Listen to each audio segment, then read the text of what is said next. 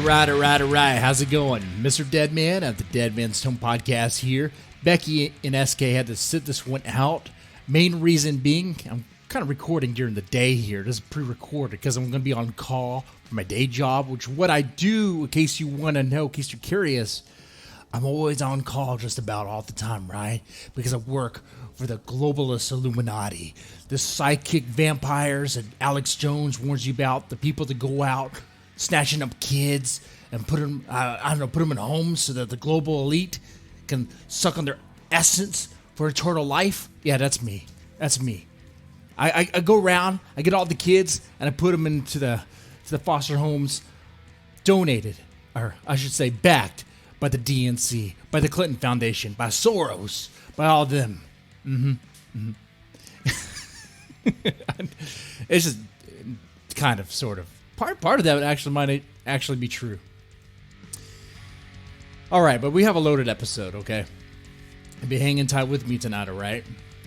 First, I have to say, for all those who watched the private show, the random shot roulette, I guess it's redundant, huh? Shot roulette already has that sense of randomness to it.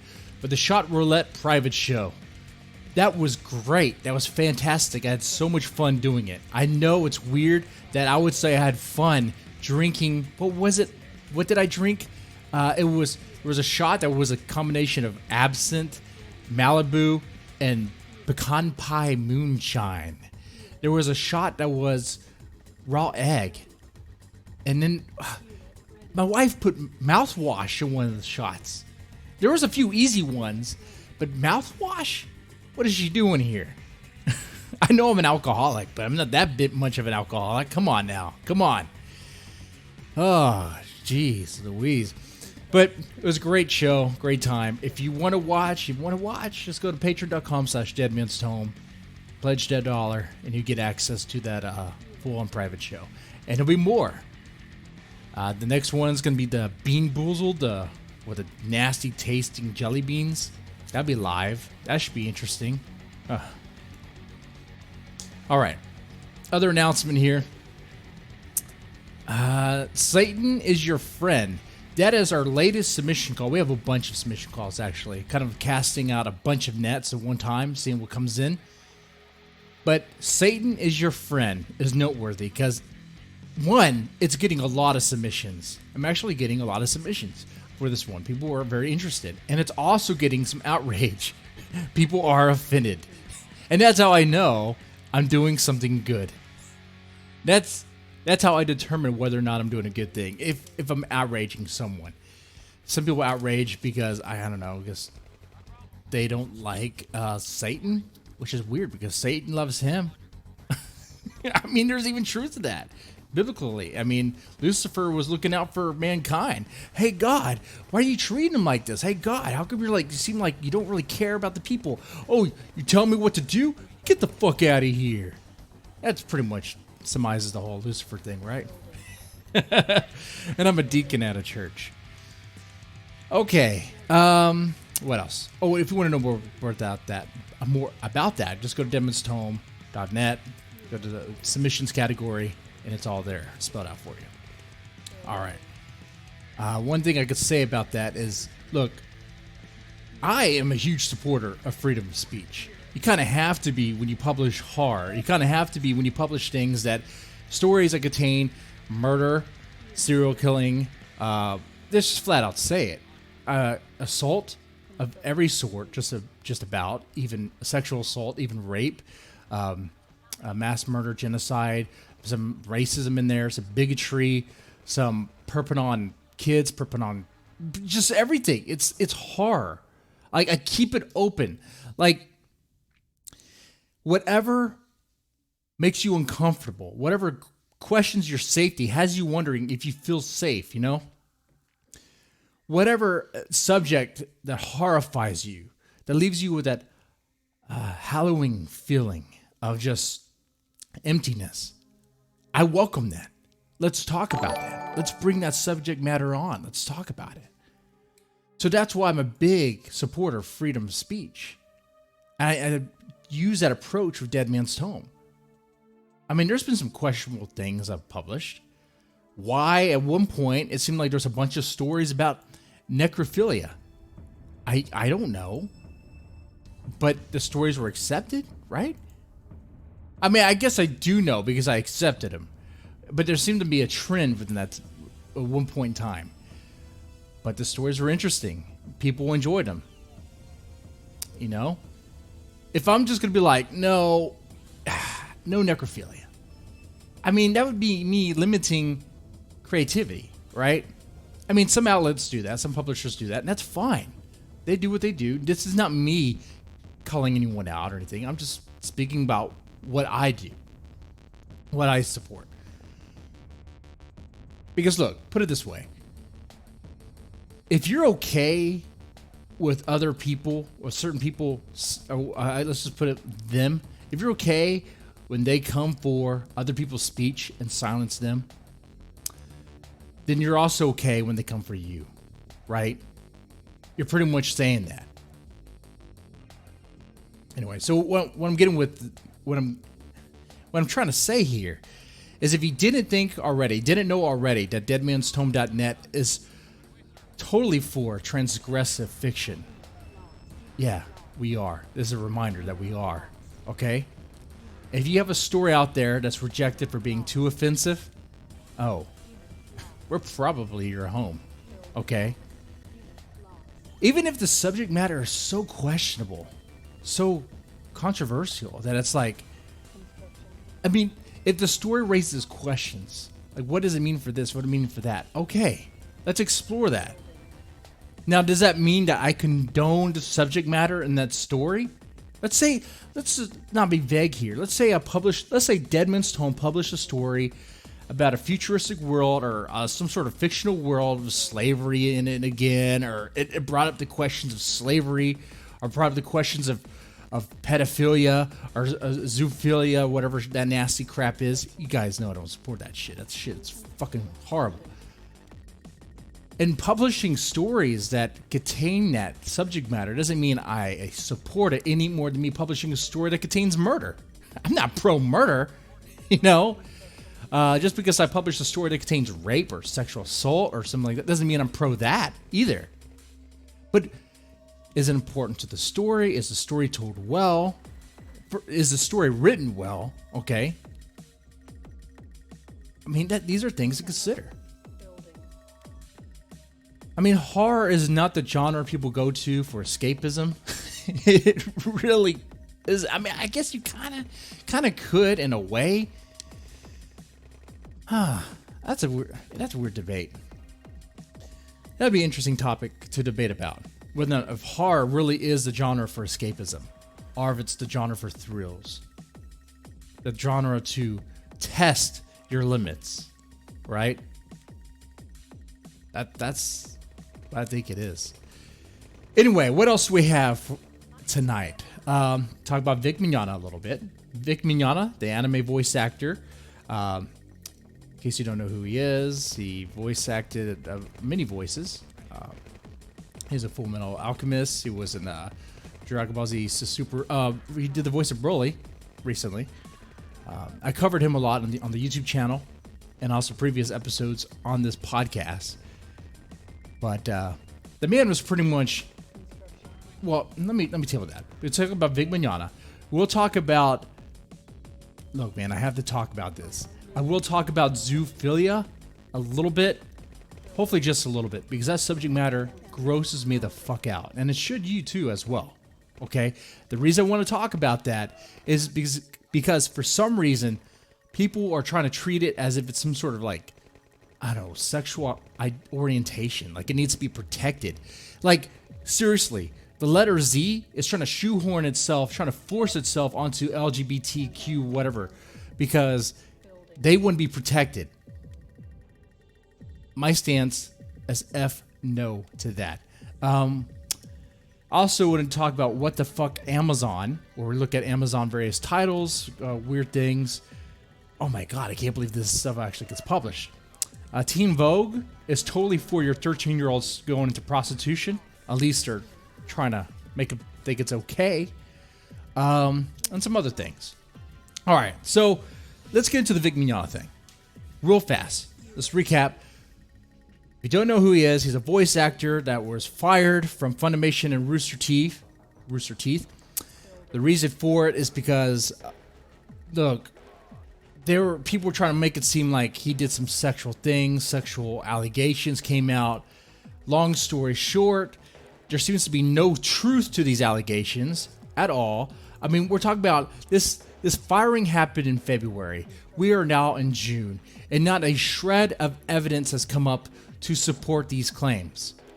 Now, evidence has been put forward, but the evidence, like in the article that came out that kind of led to some decisions that led to Vic Migogna getting fired, was full of fabricated stuff. And I'm not stretching that. This is not hyperbole. I mean, in the article that was used to pretty much smear and destroy Vic Migogna's character, had photographs of Vic Migogna with fans, like hugging him and kissing him, trying to say that these fans didn't ask permission. Yet, the fans came out and said, 1, why are you using my photo without permission? 2, my parents took that picture. 3, Vic Migogna asked, and I asked Vic Migogna. You know?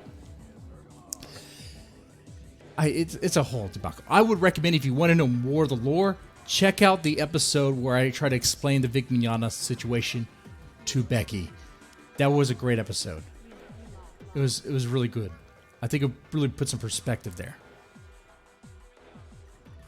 Okay. So what I want to do is, Vic Migogna has been recently invited to certain conventions. The most recent one was Matsuri, Anime Matsuri here in Houston, which I should have been to, but I wasn't there. Why wasn't I there?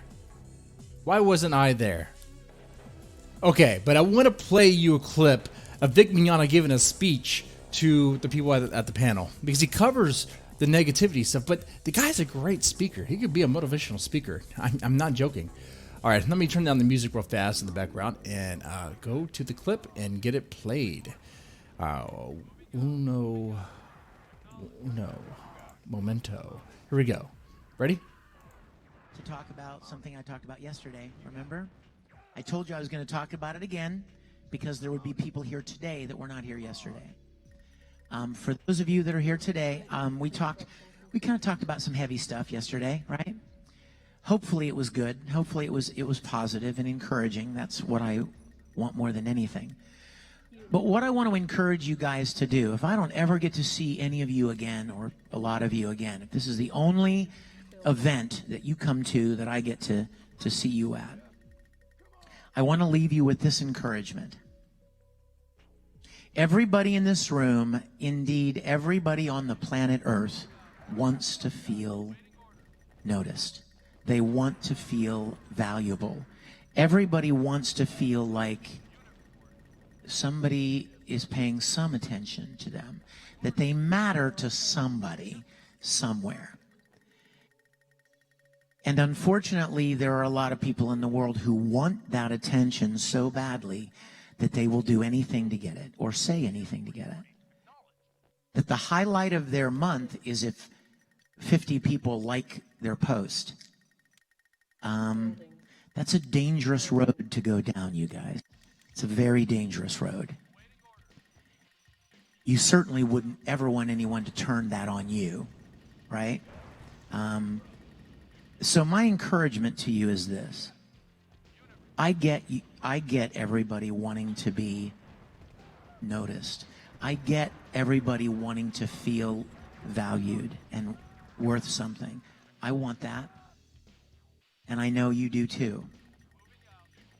But having said that, and what Vic Migogna is totally talking about here, he's referring to what the people at the hashtag kickvic brigade. First off, once again, reminder, this hashtag, this trend to get Vic Migogna fired, was kicked off by a certain busybody that I talked about before on this podcast by the name of Mars Girl, Kaylin Saucedo.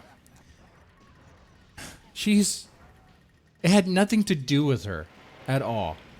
But long story short, Some fangirl wanted Vic Migogna to sign some yaoi art. If you don't know what yaoi art is, it's essentially gay art, gay fan art of anime characters that he was anime characters. Okay, Vic Migogna refused because he claims he doesn't sign non-canon work, and the person came out and said, "Oh, Vic Migogna's a homophobe," blah blah blah blah blah, and Mars Girl got on that, retweeted that, and it was kicked off the idea of doing a hashtag called kickvic.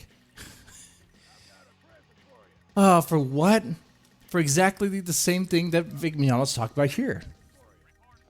Because Mars Girl wants to get noticed. She wants to be noticed. This is how she gets noticed, by destroying someone else, by tearing someone down. Oh yeah, there's momentum behind this. Because other voice actors that work with Vic Migogna, that were his friends, supposed family, came out from the woodwork with all these things about him. And like I said, this is back in February. We're in June, and there's not one thing to back it. That is why Vic Migogna has counsel, has an attorney, and is suing the people that came after him for defamation. All those things you said, alleging that of this and that, even going as far as saying PEDO. All those things, now you better back it up. Right? That's what a defamation suit is about. And even now, even after that, they're still doing it. They don't stop. So that's what he's referring to. But he continues. Let me please encourage you. Get noticed for doing something good. Become acknowledged for saying something positive, for accomplishing something. It is no great badge of honor to be known for tearing somebody apart. And that was totally a nice way to put a jab at Mars Girl right there. See how Vic Migogna conducts himself? Like, we can read between the lines. We know who he's talking about. He doesn't say names. He doesn't bring them up. He does it in a positive way. Construction complete. Is it? If you really think about it. And I know I've pictured this in my mind so many times. I've pictured a very sweet, kind, young anime fan sitting in their bedroom on their computer, and they think nobody knows who they are. Nobody would care if they disappeared tomorrow. They feel completely invisible. Many of you may even know what I'm talking about. We do. And then they see something online, or they even start something. Oh my, oh man. Okay, so this part of the podcast is totally for all those that are entrenched in this hashtag #istandwithvic stuff. This is for them. Don't worry. The subject will change, but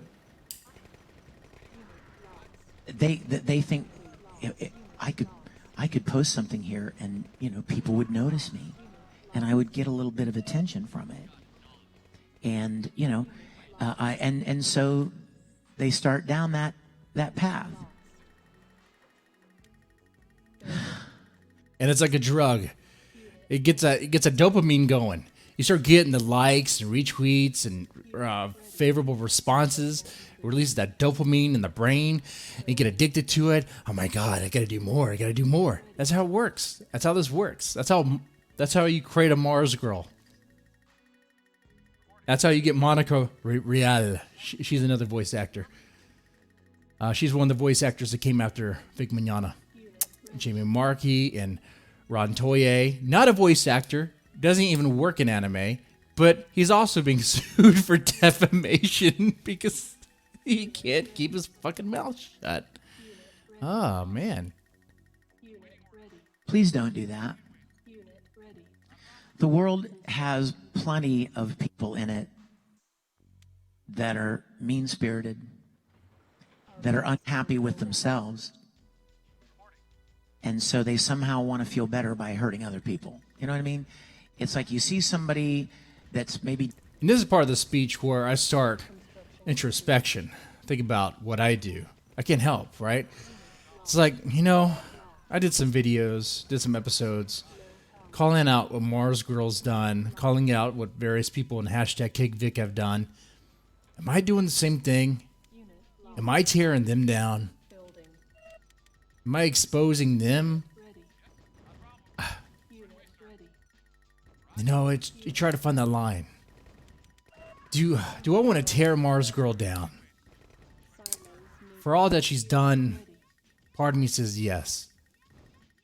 But it would be better, I would like it, if she would just come out and say she's sorry. Just say she's sorry for starting all this. For kickstarting a hashtag that got a man fired from 2 jobs. So got contracts terminated. And these people, the same people, like Ron Toye, especially him, went out, did more than necessary. Oh my God, he reached out to conventions. This Ron Toye guy did, trying to get them to cancel existing contracts just because they hate Vic Migogna that much. And I've been on this subject for a while, right? And I've said, if there's been a shred of evidence, that exposes him as these horrible things that claim he is, I would definitely talk about it. But not a drop. Not a shred. If anything, we get, as the days go on, as the weeks go on, we get more evidence of fabrication. We get more evidence of just flat out lies.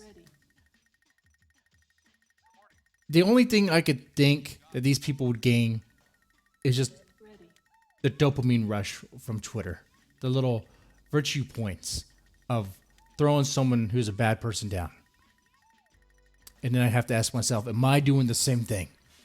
When I do the hashtag kickvic or I stand with Vic, am I doing the same thing? I'll be honest with you. Sometimes I'm conflicted. But then it's like, no. I gotta, as long as I try to encourage positivity myself, I think I'll be okay. What I'm saying is I don't want to become the monster that gets popular by tearing someone down. I don't want to do that. I don't want to be that guy. Anyway. But you know who does? Other people in hashtag kickvic. While this was happening, while Vic Migogna was having this good time, great time at Anime Matsuri, great time.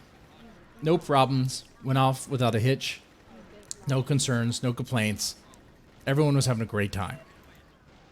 Various people on the hashtag kickvic were not having a good time. They were jealous. They were tweeting it. They were trying to create memes to attack it because they're upset that this Vic Migogna guy is getting work.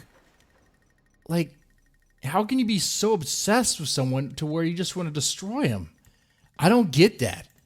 I really don't.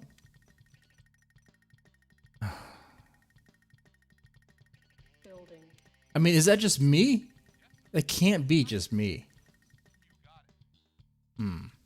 I don't know. I doubt it. Let me know in the comment section what you think about this, okay? Definitely do that.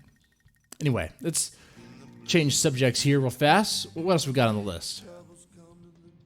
Got the music back on real fast. All right.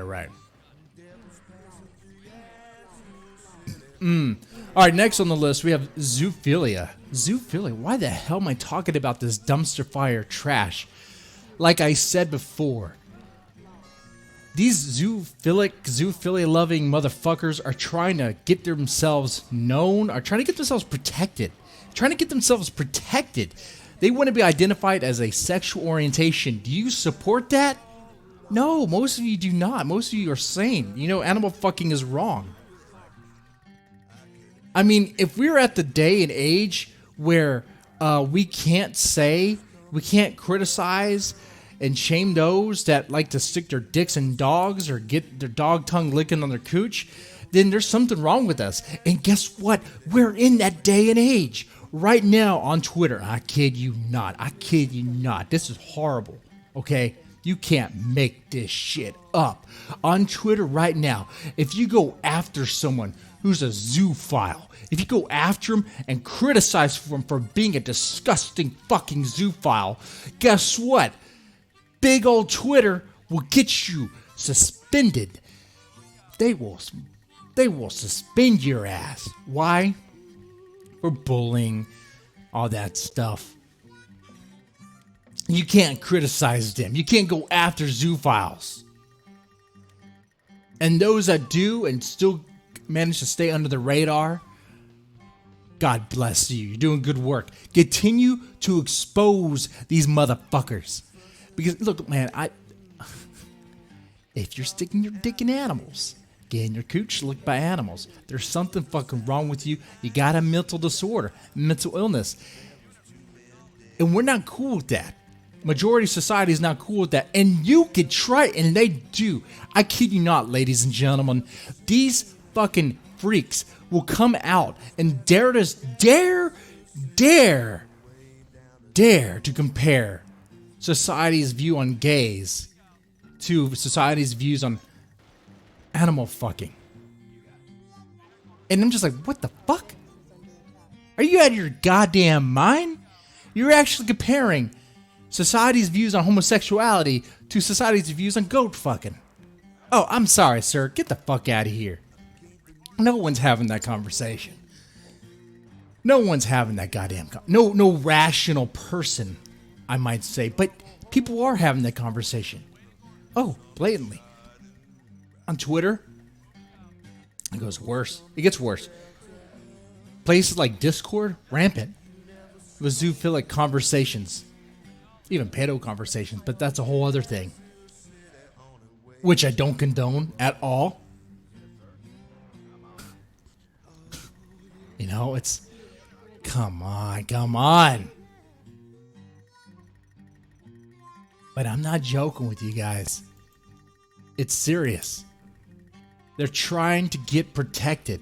They're trying to be identified. They will even come out and try to force themselves into, like, the parades. Why? You know, they will do that. And some people will accept it. Some people are tolerant of it. There's places on the internet, certain popular forums, that they encourage you to be tolerant of it. Otherwise, you'll get banned. Isn't that fucked?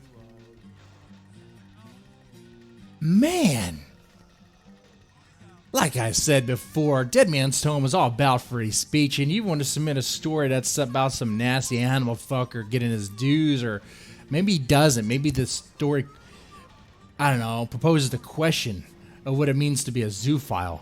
That's all cool and all. But then, you know, we can have a conversation of, I guess, is it cool? No, it's not fucking cool. That's as far as it goes. Ah. But it gets worse. It does. This kind of goes into how bad does it get? How bad does it get, huh? Well, you can easily find titles on Amazon that cover this subject in a very sexual nature. You can. But let me stop myself before I get into the segment called What the Fuck Amazon.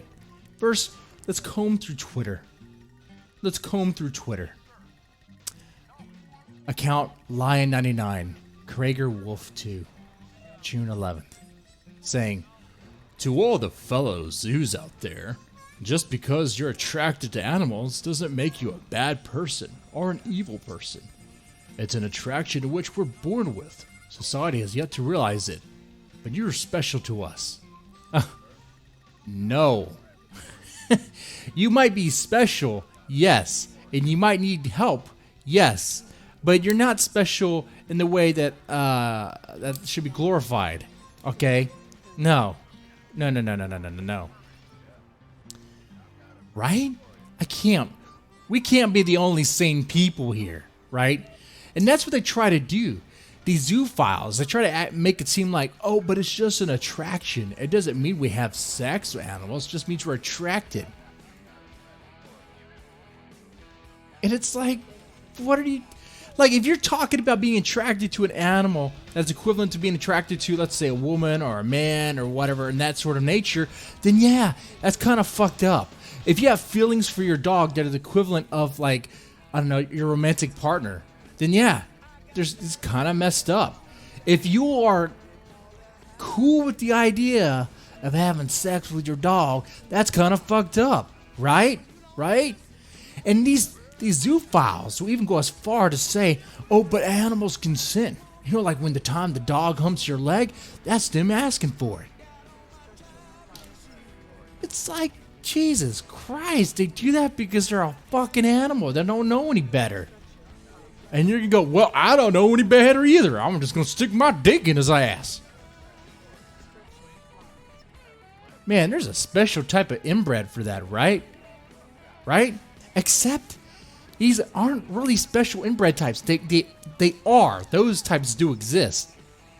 But don't kid yourself to think that there aren't some super big brain uber intellectuals that overthink morality to the point to where they think this is okay. Those exist. What I'm saying is, whereas you could find animal fuckers in the far, far right, I guess, you could find these animal fuckers in the far, far left. The ultra progressive types that think, I don't know, morality is so subjective to where it's like anything goes. The types that deconstruct everything because everything's a social construct. Those types. And you can find this. Popular forums, internet forums like Reset Era, a gaming forum. You can go there. They talk about pedos. They talk about zoophilia. They talk about all that shit in the open. Nasty stuff. You go on Twitter. You find all the tweets that are pro-zoophilia. Guess what? You often find them being down with Trump. You also see them like blue tide. You see them saying all the progressive things. Trying to shoehorn the zoophilia nasty shit with the, well, other things that I don't have a problem with. Okay, I don't have a problem with LGBT, but I do have a problem with a Z, and you should too, right? Right? But I don't think I have to convince you guys. I think you guys understand, right? Now, would I have a fun episode where I, SK, and Becky try to argue whether or not it's I don't know, good or acceptable? Like we had an episode where we argued the death penalty. That was fun. Would I do something like that? Argue zoophilia? Sure, I guess. I could entertain that. I could play devil's advocate. But it's fucking wrong. It's fucking nasty. It's disgusting.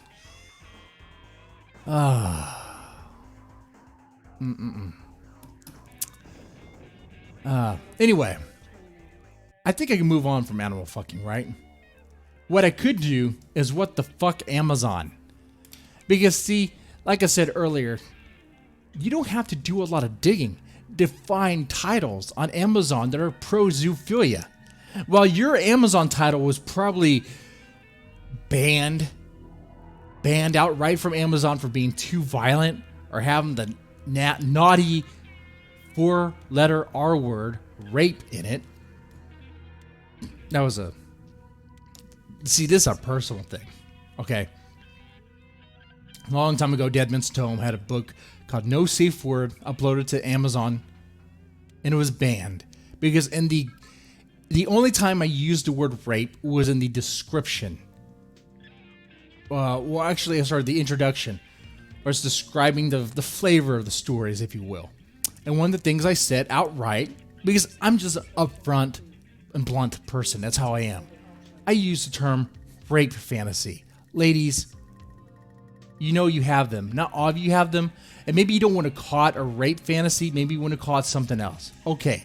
But you and I both know what's going on in the erotica category, right? We all know what's going on there. We all know what's popular.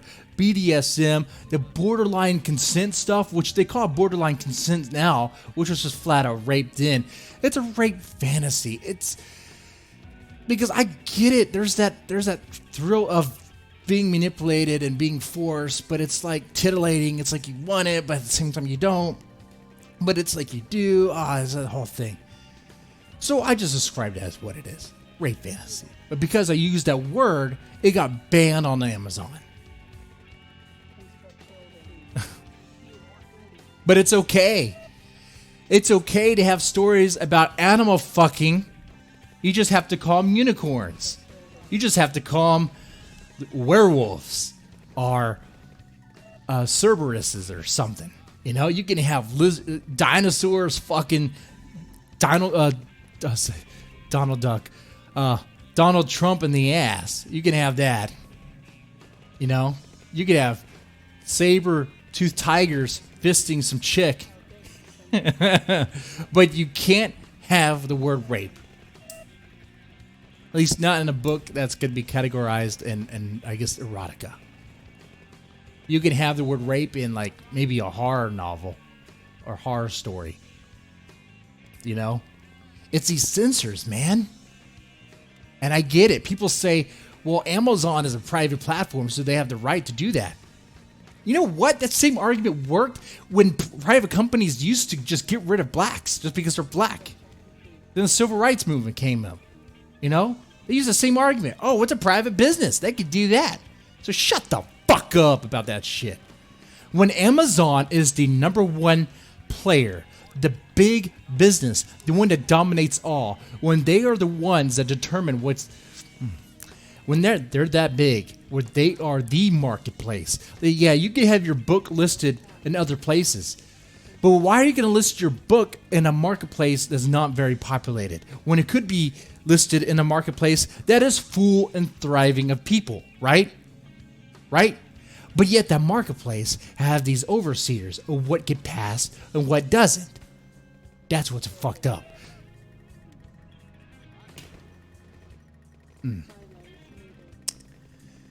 Good luck competing with it too, because it's Amazon money, right? Jeff Bezos money. Now, with that framed, described that way, it makes these titles that slip through a little bit more curious. And when I make fun of these titles, I am not hoping that they get censored or deplatformed. I'm not hoping that. I am just pointing out the irony in the hopes that maybe we could shift the tide in the other direction. Okay. So first one up. First one. Oh, God. This one. Related to zoophilia. The title is called Uniquely Dangerous. Uniquely Dangerous. Now, this is actually a bestseller. This was, I think, still is a bestseller. That's crazy, man. That's the world we live in. Uniquely Dangerous. What is this about? Let's look at this. I'm looking at the hardcover edition, $32. You could get it for Kindle for $10. I'm not trying to sell it. I'm just telling you what it is. We're looking at the description is this: a shocking sex scandal made headlines around the world. The truth was stranger than fiction. Yeah, that's right. This is based on a true story. True story, everyone. True story. On a quiet spring morning in 2010, a group of federal, state, and local law enforcement agents gathered in northern Washington state to stage a raid. Their target? A rustic cabin perched high on a hilltop just 5 miles from the Canadian border. Oh, which, by the way, forgot to talk about this, but Canada says bestiality is legal. Land of the maple leaf. Fix that. I mean, look, most bestiality is legal, declares Canada's Supreme Court. And this is in 2016. Fix that. that would be great. Okay? Why? Are some of those judges wanting to fuck animals? What is going on here? Why? Anyway. Let's go back up with the description of Uniquely Dangerous.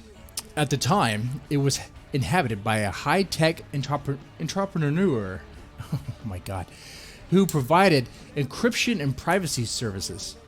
Of course. The once wealthy man now lived in a little cabin, and his dogs, horses, including a champion, show-jumping stallion. Authorities accused Douglas Spink of a shocking crime, operating a commercial bestiality farm. But in fact, the whole truth was more complicated than that. Reporter Karen Maloney spent years seeking the real story, ultimately uncovering a secret society of zoophiles who formed their main social, emotional, and physical bonds of animals? Okay. Well, if that's their main social, emotional, physical bonds with animals, that's messed up. So yeah, once again, we're talking about an entrepreneur, right? Who's big in the tech industry. So he's definitely like a Democrat, definitely a liberal, right? It tends to be how it goes. And he's all inviting everyone to his animal farm to fuck the horse in the ass or to get fucked by a horse. This shit happens.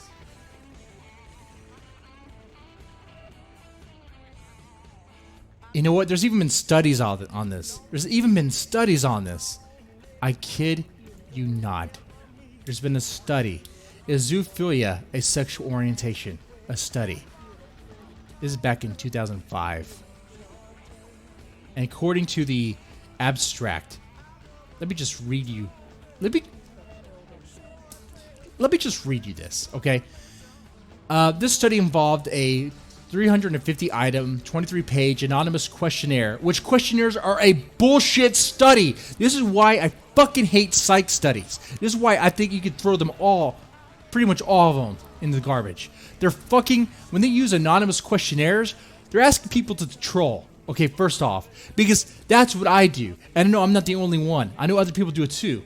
We know how the internet works, right, with anonymity. People troll all the fucking time. When you ask people to answer these questions honestly, but don't provide your name or details, okay, yeah, here's what I'm going to do. But anyway, which self-administered and returned by postmail by 82 men and 11 women who had sexual relations with animals. It was found that some people, majority of the participants in the study, have feelings of love and affection for their animals. These sexual fantasies about them. Of course they're going to think that. But you know what you should do? You should have that same study sent out to a bunch of people, everyone, general public, and see how they feel about animal fucking. I bet you majority of it will come to back, that's fucking gross and horrible. Why is that a fucking thing?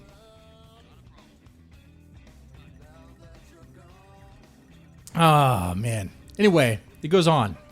The current study further reveals that the majority of its participants reported being happy and not wanting to stop having sex with animals. Wow. Studies by universities, I might add, right? Universities that get tax dollars, right? This is what your tax money is being spent on. Studies on animal fucking. Let that sink in. Oh yeah, sorry. I probably should have done a trigger warning in the beginning of this episode. This is one that's going to make you rage, okay? Oh, man. Okay, Uniquely Dangerous. I guess Uniquely Dangerous, just a shining light on the debased and horrible, disgusting, just a flat out fucking degenerate. Degenerate's not even a good word for this. Just, it's shining light on a fringe society that likes to fuck animals. And they encourage each other. But of course, as Amazon does, it recommends things you probably wouldn't want to see. DVDs? Why am I being recommended DVDs? Oh my god. on this same page, I'm being recommended a DVD called Zoo. Let me take a look at this. What the fuck, Amazon? The movie is called Zoo, and it is... I don't know what the fuck this is. Zoo is an extraordinary glimpse into the life of a seeming normal Seattle family man whose secret sexual appetite led to the shocking death.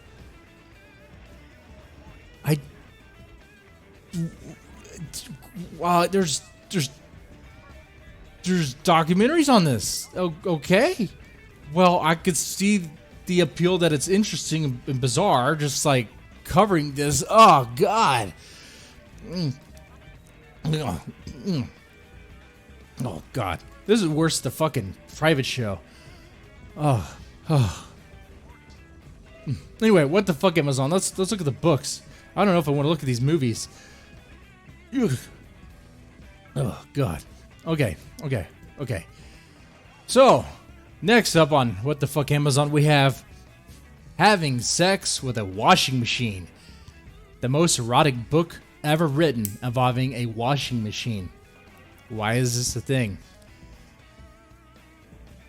Why is this a thing? It actually has a review. But first, let's not get carried away.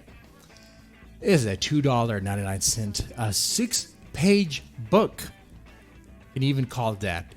About a chick named Sylvia. A chick named Sylvia who hires a neighbor to watch the house, and the neighbor has sex with the washing machine, not once but twice. Wow. This is a thing on Amazon. So if you are a rage because your book got, I don't know, banned for violating content guidelines, maybe you should write a book about a dude sticking his dick in a washing machine. Yeah. Just let that sink in. And where does it rank? Well, it's not the worst ranked book I've seen. It's actually 895,000 in the Kindle store, which is bad. But compared to other publishers, hell, I'll go ahead and say it, even some titles from Deadman's Tome, it's doing pretty fucking well. You know what that means? Someone's actually buying it.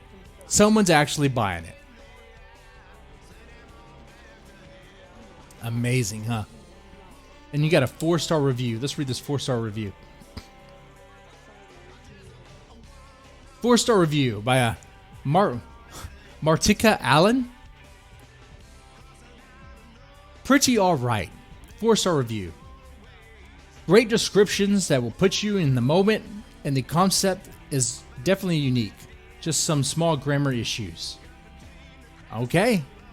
There you go. Solid 4-star review. Having sex with a washing machine. I think we have another one here. What's this? Oh man,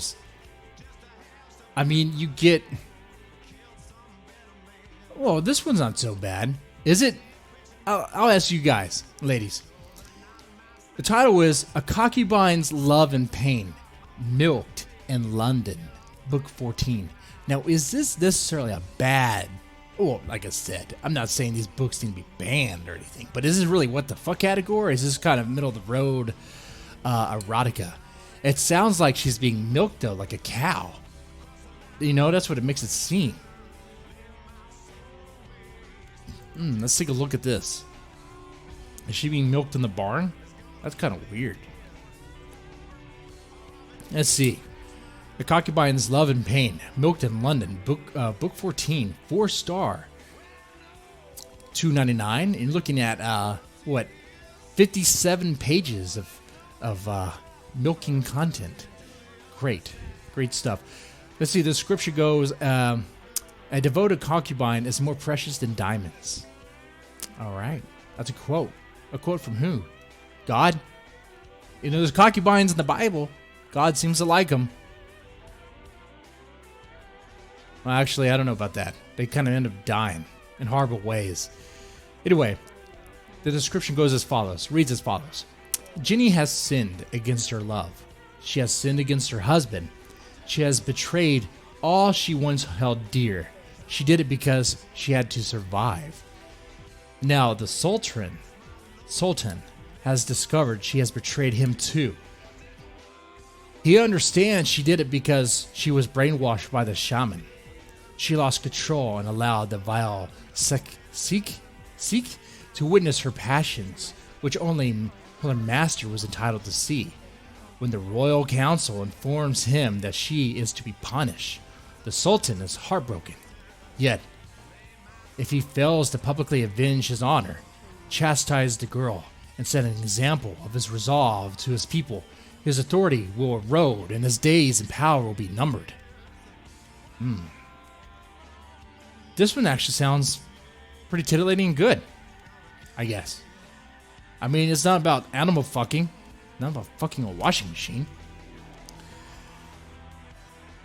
Now, of course, let me just say, follow this up with, am I saying that my interest should govern what's on Kindle or what's on Amazon? No. I said that in the beginning, right? We can have fun with this. We could shame, we can make fun. I'm not saying these titles should be taken off. I'm saying, look, these titles are on. These titles cover the subject matter. What about these other titles that you flat out get rid of? And before we end, let's end this segment, which once again illustrating the point. Amazon will ban your erotic novel, erotic story for having the word rape in it, right? It will ban it for being too rapey, but it won't ban it for being borderline consensual, right? You just can't say the word. You could say the word by any other means. So you could candy coat it. Why? Why? To appease some social justice warrior who is offended by the word? Okay, then the book's not for them, is it? Your book, if you are into that thing, which I clearly made clear that I'm not, but if you are into animal fucking and you want to put a story about animal fucking on Amazon, Amazon will take it down. Unless it's covering a documentary or documenting a true event, I guess, like in that case of Uniquely Dangerous. But if you have a book, a story that's erotic about animal fucking, Amazon will take it down unless it's a fictional animal, right? Like a unicorn or a T-Rex. Not fictional, but you know, I guess to Amazon they might as well be, right? Am I really arguing it should all be okay? I mean, I'm getting there, aren't I? Where I would draw the line is if it's illegal, right? Right? Like pedophilia, that's illegal. Get rid of that shit. And I do think animal fucking should be illegal, but believe it or not, in certain states it's not. In certain places it's not. That's kind of fucked up too, isn't it?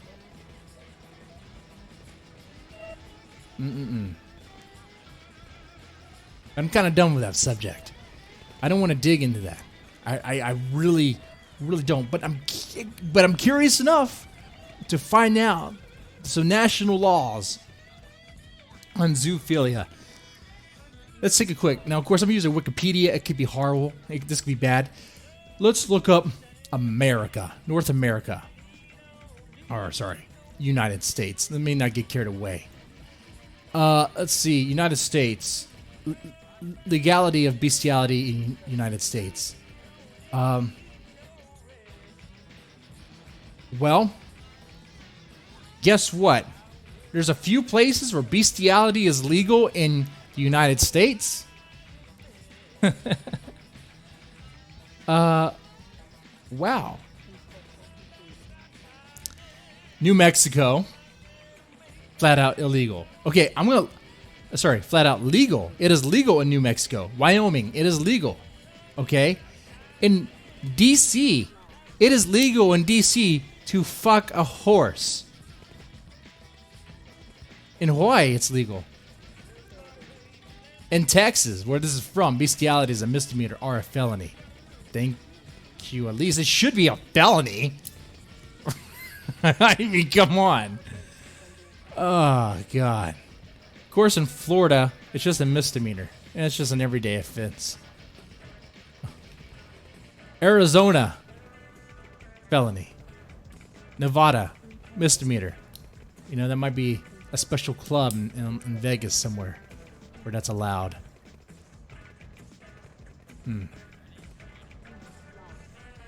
However, what's interesting is that zoophile porn is legal just about everywhere across the U.S. except for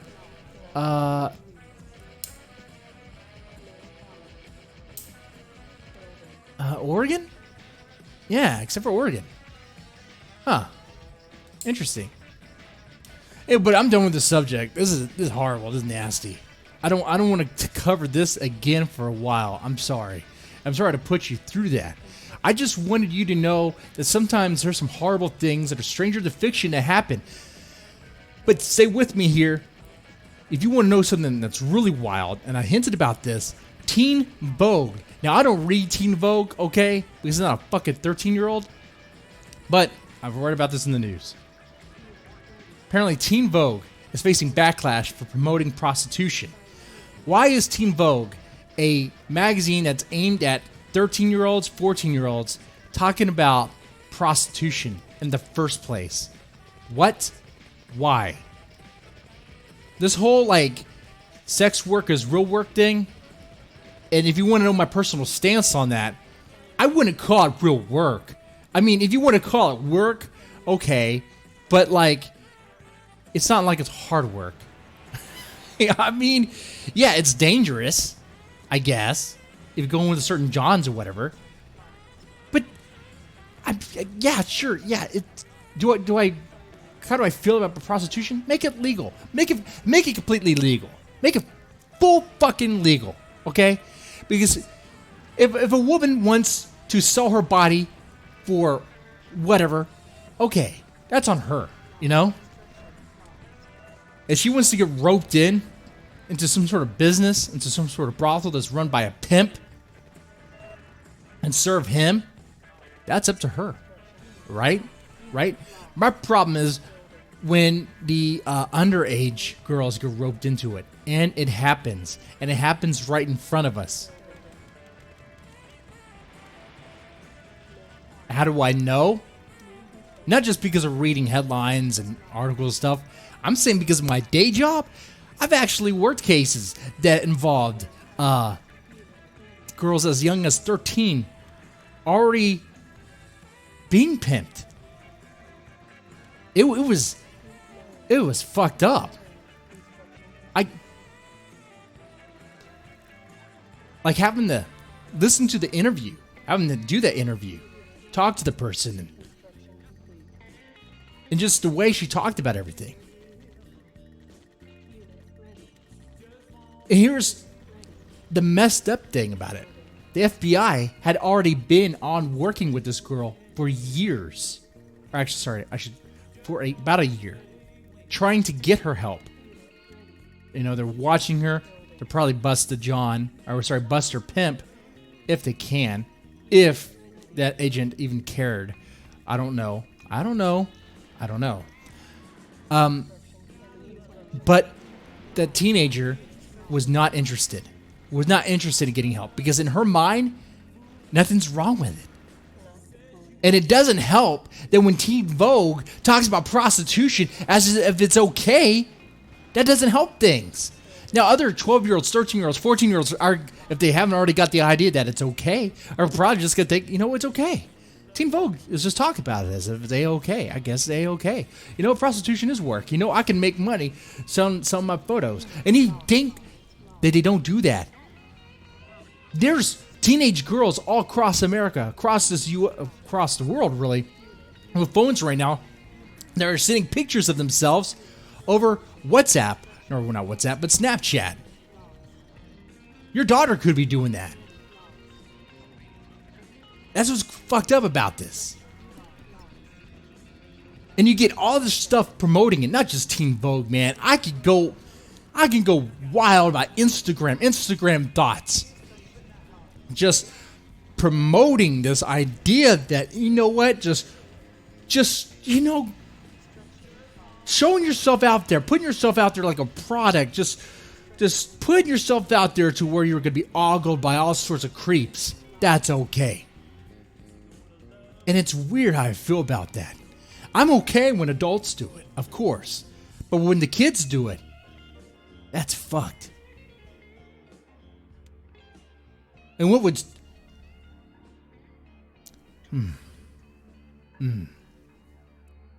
Sorry, I have to stop myself here. Getting kind of pissed. What? And see, this is where it gets tricky, right? Because you don't want to restrict rights on people, especially here in America, freedom of speech and all that. Let the thoughts be thoughts. Let the people post things. Let the people pro-prostitution be pro-prostitution. Let the women sell themselves for the $20, $50, if you're cool with prostitution, one illegal, I guess you're also cool with your daughter selling her mouth for $20. If not, then hey, you know what? I guess you do have a problem with it, huh? Well, I guess you could be cool with prostitution, but not think it's an ideal work for your daughter, right? No? Right? I think most fathers would probably have a problem with their daughter doing it. Right? It wouldn't be the ideal profession. Laying on the bed, taking it, is the ideal profession. But if it was safe, just don't... Don't want to restrict. As far as it involves the kids, my stance on that now, really thinking about these issues, is it comes down to parenting. Look, if the parents aren't aware of what their kids are consuming, like if the parents weren't aware what Teen Vogue is talking about, but are now aware what Teen Vogue is talking about, they need to sit down with their teenager and have a real talk with them. And if that teenager still doesn't understand the severity of certain things, then maybe show them. Maybe drive them around the city. Show them the crackheads, the meth heads. Show them what the future is like. Or counseling. There's that. Less severe approach. Less drastic approach. But yeah, Teen Vogue, talk about promoting prostitution. I don't understand how that's even a good idea to cover that subject matter in that. Sex work is work.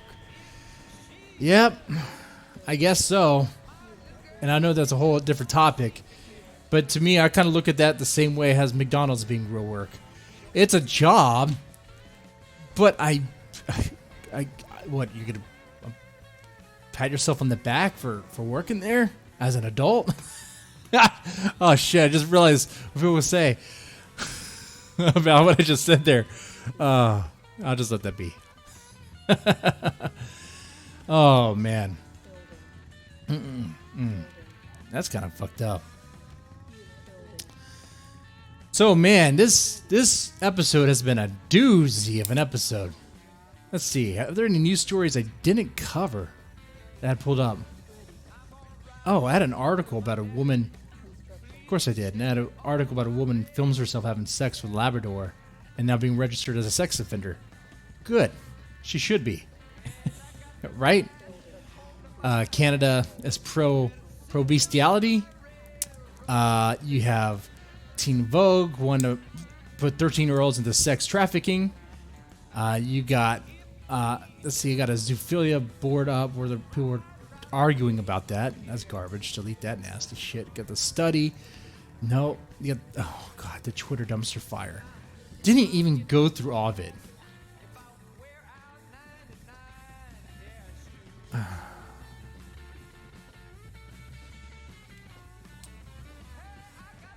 There's people who argue that zoophilia is not the equivalent of bestiality. But that is kind of fucked, like I said.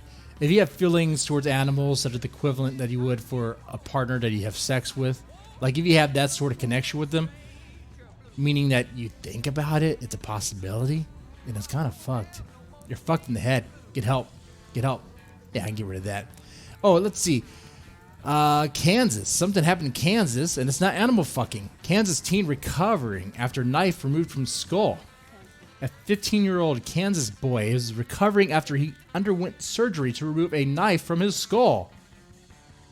Wow. That's amazing. So did he pretty much get like a lobotomy? Because that knife looked like it went through his fucking eye. How did it get into his goddamn skull? Ellie Green was playing outside Bourbon County. Oh, Bourbon County, huh? When he fell and a 10-inch knife went through his face and skull. The tip on the carotid artery. It was instant. I was like, oh my God, call 911. This is bad. Of course. Don't run with knives, people. I don't know if Kansas got the memo, but let me tell you, do not run with fucking knives, man. You know, should be a no-brainer. But then again, I thought not fucking animals is a no-brainer too. Okay. So that's good news, I guess. He recovered. You could do something stupid and still recover and I guess be okay. Alright, ladies and gentlemen, I'm going to wrap it up here. This is a shorter episode. Like I said, this is not the usual Deadman's Tome podcast. This is a pre-recorded.